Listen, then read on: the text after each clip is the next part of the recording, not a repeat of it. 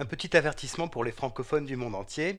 Dans cette vidéo, ce nombre-là est prononcé 70, mais on peut aussi le prononcer 70. De même, ce nombre-là est prononcé 78, mais on peut aussi le dire 78. Aujourd'hui, résoudre 78 fois 65.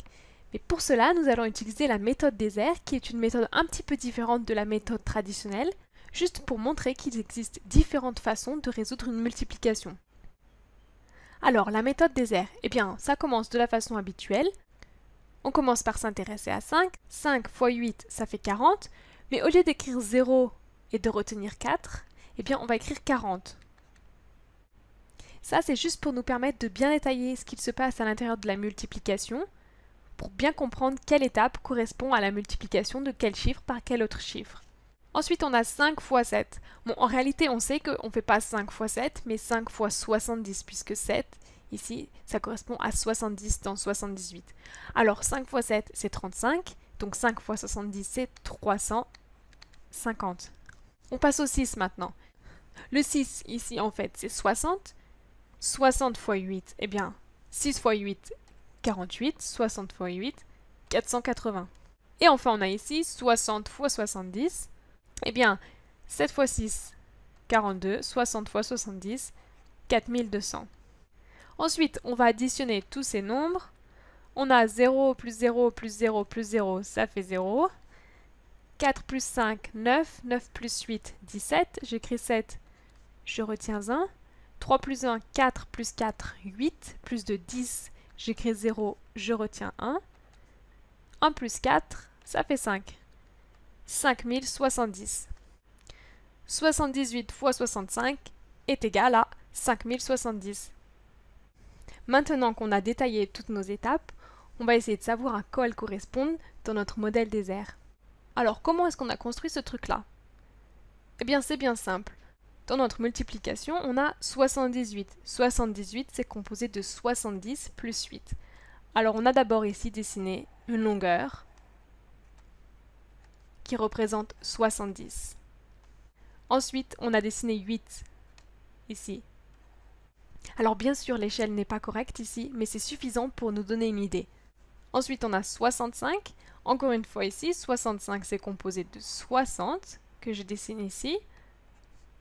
60, plus 5, qui est le petit bout qui nous reste ici.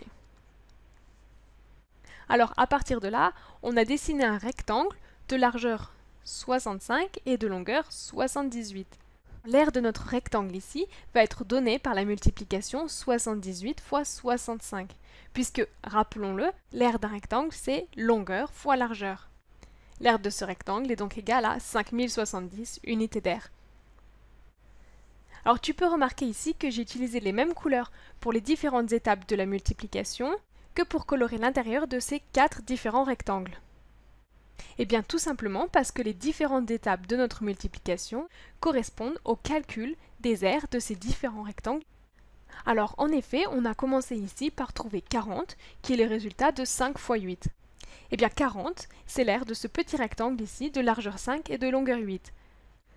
5 fois 8 égale 40. Ensuite, on a fait 5 fois 70 pour trouver 350. On a ici un rectangle de largeur 5 de longueur 70.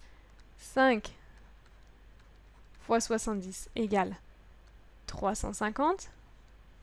Ici, on a un rectangle de largeur 8 de longueur 60. L'aire de ce rectangle est donc 60 fois 8. Ici, nous avons trouvé 60 fois 8, 480.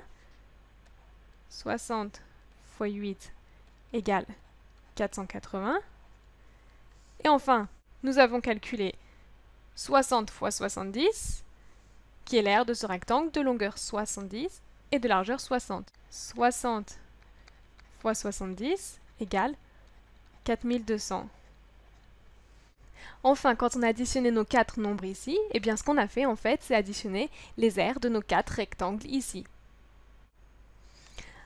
Alors pour résumer, ce qu'on a fait ici, c'est représenter notre multiplication sous la forme d'un grand rectangle que l'on a ensuite divisé en 4 parties, correspondant aux 4 différentes étapes de notre multiplication ici. On a ensuite calculé l'aire de ces 4 différents rectangles à base de calculs très simples qu'on peut faire de tête.